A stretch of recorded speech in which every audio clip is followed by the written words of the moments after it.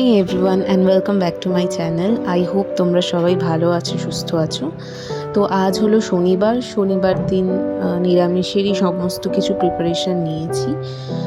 তো আজকে নিরামিষই খাবো, কোনো রকম আমিষ খাবো না, এটাই ঠিক করেছি।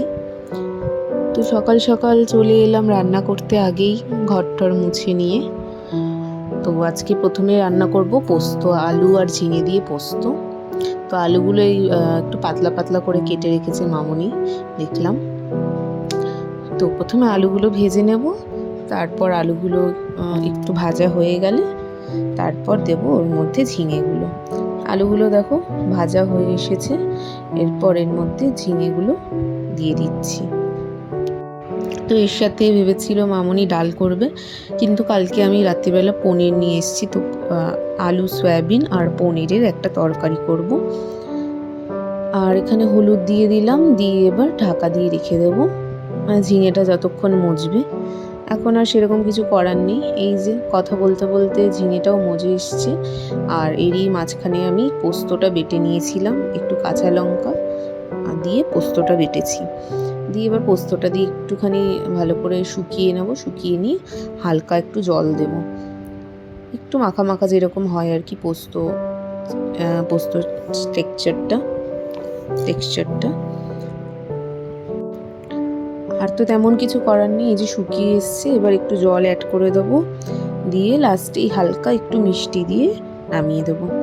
এরপরেই চলে এলাম সয়াবিনটা রান্না করতে। তো সয়াবিনটার সাথে আলুগুলো এরকমভাবে একটু ভাপিয়ে নিচ্ছি, তাহলে তাড়াতাড়ি আলুগুলো সেদ্ধ হয়ে যাবে একসাথে। তো দু প্যাকেট সয়াবিন দিলাম, এক প্যাকেট দিলেই ভালো হতো মনে হচ্ছে, কারণ রাত্রিবেলা অনেকটা তরকারি আবার বেঁচে গেছিলো।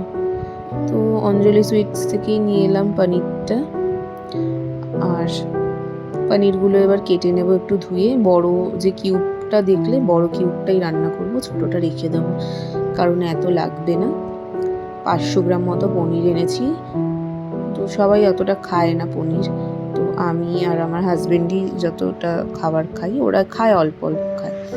তো এরপর পনিরগুলোকে একটু নুন দিয়ে নিয়েছি গ্যাসের মধ্যে বলছি, তেলের মধ্যে দিয়ে পনিরগুলোকে একটু ভেজে নেবো হালকা লালচে করে।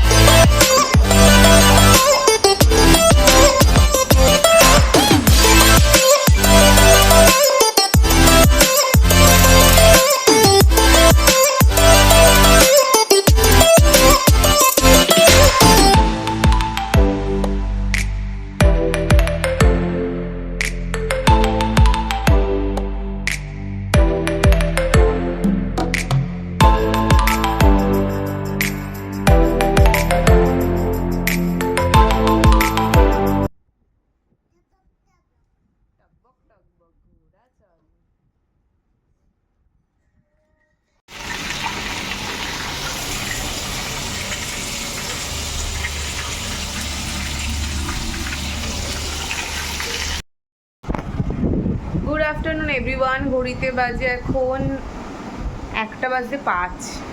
ছেলেকে ঝটপট স্নান করাবো, আর সব রান্নাবান্না হয়ে গেছে অনেকক্ষণ আগেই। এখন ওই কাঁকরোল ভাজাটা বসিয়েছি, ওটা হয়ে যাবে। আর অন্যদিকে একটু প্রেশারে মুগ ডাল বসিয়ে দেবো, কাঁচা মুগ ডাল, ওই সবজি দিয়ে দেখলে কেটে রেখেছি। ছেলের জন্য কাঁচা মুগের ডাল করে দেবো।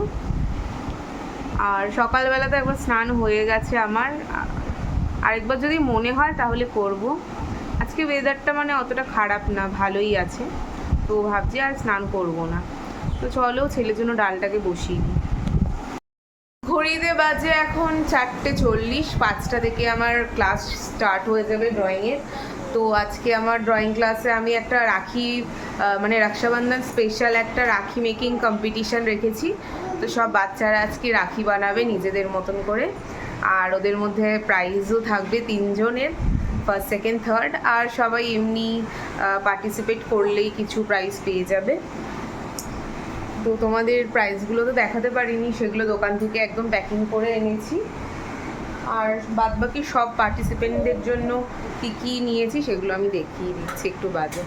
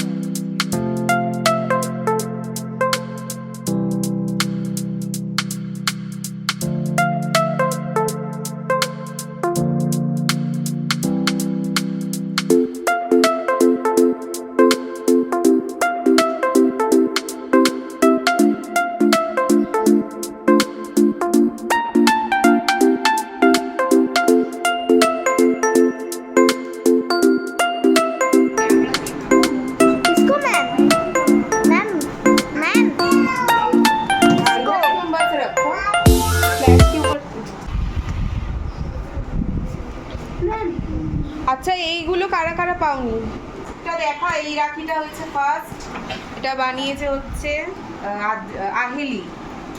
আহেলির জন্য সবাই একটু ক্ল্যাপ করো। সেকেন্ড হয়েছে এই রাখিটা প্রত্যুষা বানিয়েছে।